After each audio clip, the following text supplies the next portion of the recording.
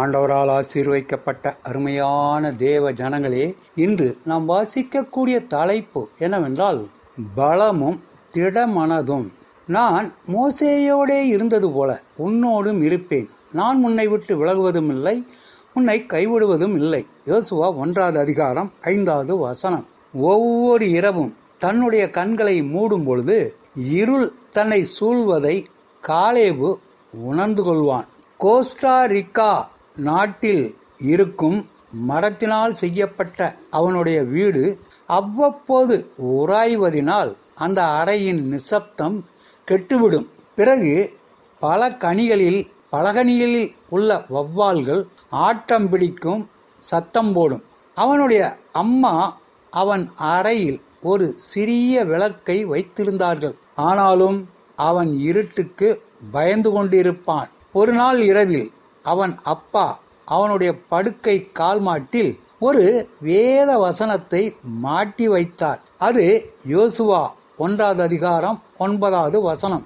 பலங்கொண்டு திடமனதாயிரு, திகையாதே, கலங்காதே, உன் தேவனாய கர்த்தர் உன்னோடே இருக்கிறார் என்பதாகும். காலேபு ஒவ்வொரு ராத்திரியும் அந்த வசனங்களை படிப்பான்.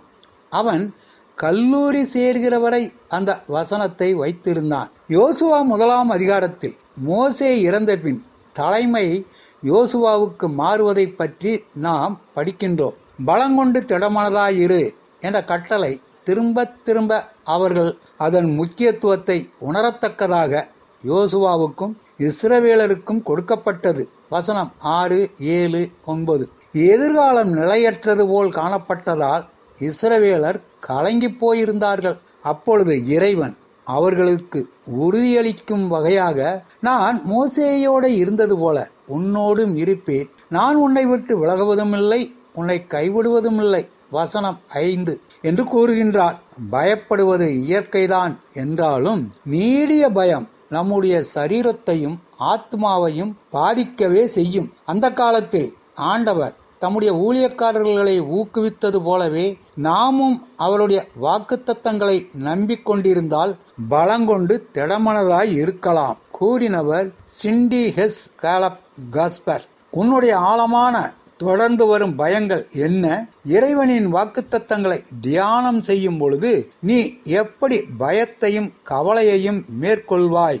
ஆண்டவர் தாமே நம் அனைவரையும் ஆசீர்வதிப்பாராக. ஆமென்.